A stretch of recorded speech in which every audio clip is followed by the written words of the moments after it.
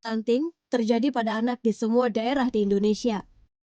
Berdasarkan survei status gizi balita Indonesia, selama periode 2 tahun terakhir, prevalensi stunting di tingkat nasional mengalami penurunan. Meskipun terjadi penurunan, tetapi stunting masih menjadi tantangan pemerintah. Karena target prevalensi stunting tahun 2024 sebesar 14%. Untuk mencapai target tersebut, perlu upaya lebih dari tahun sebelumnya karena selama ini penurunan angka stunting di Indonesia hanya 1,6% per tahun dan harus ditingkatkan menjadi 3,4% per tahun. Pengawalan dan koordinasi, sinkronisasi, dan pengendalian dari pusat hingga tingkat desa merupakan kunci keberhasilan untuk penurunan stunting. Salah satu arahan Presiden Joko Widodo tentang percepatan penurunan stunting pada Januari 2022 agar kementerian dan lembaga fokus melakukan percepatan penurunan stunting di 12 provinsi dengan prevalensi tertinggi dan jumlah stunting terbanyak, salah satunya Provinsi Banten. Karena itu, kementerian dan lembaga dalam pelaksanaan percepatan penurunan stunting akan melakukan pendampingan khusus di 12 provinsi tersebut.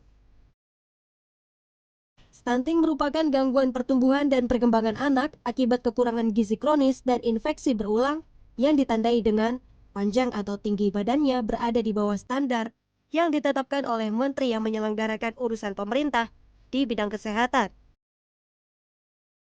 Buruknya fasilitas sanitasi, minimnya akses air bersih, dan kurangnya kebersihan lingkungan juga menjadi penyebab stunting. Kondisi kebersihan yang kurang terjaga membuat tubuh harus secara ekstra melawan sumber penyakit sehingga menghambat penyerapan gizi. Akibat stunting, tubuh anak tumbuh lebih pendek untuk usianya. Kurang gizi dalam jangka waktu lama membuat kondisi balita sulit diperbaiki. Kondisi kecerdasannya menurun, rentan terhadap penyakit, dan berisiko mengalami penyakit tidak menular atau PTM saat dewasa.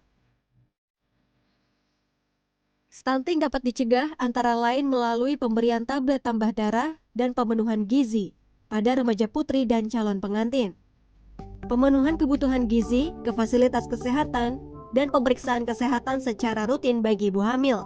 Pemberian ASI eksklusif selama 6 bulan, kemudian dilanjutkan dengan MPASI. Orang tua juga diharapkan membawa balitanya secara rutin ke posyandu, memenuhi kebutuhan air bersih, meningkatkan fasilitas sanitasi, serta menjaga kebersihan lingkungan. Sementara untuk menanggulangi dan menurunkan angka stunting, perlu adanya campur tangan dari berbagai pihak. Pemerintah Provinsi Banten melakukan berbagai terobosan dan program dalam penanggulangan stunting, sesuai dengan Peraturan Presiden Nomor 72 Tahun 2021. Tentang percepatan penurunan stunting dan rencana Aksi Nasional Percepatan Penurunan Angka Stunting Indonesia atau RANPASTI, yaitu penyediaan data keluarga berisiko stunting, pendampingan keluarga berisiko stunting, pendampingan semua calon pengantin atau calon pasangan usia subur, surveillance keluarga berisiko stunting, dan audit kasus stunting. Program-program penanggulangan stunting di Provinsi Banten dilaksanakan sesuai dengan Surat Keputusan Gubernur Banten tentang pembentukan Tim Percepatan Penurunan Stunting Provinsi Banten. Salah satunya program Banten Asik, Atasi Stunting dengan Kolaborasi yang di-launching penjabat Gubernur Banten di Kota Cilegon, Banten, Juli 2022. Diharapkan dengan berbagai program yang ada, maka target penanggulangan dan penurunan kasus stunting cepat tercapai. Banten Asik, Banten Atasi Stunting dengan Kolaborasi. Ayo, cegah stunting, itu penting. Anak-anak Indonesia harus mendapatkan gizi yang seimbang. Ayo menuju Indonesia bebas stunting.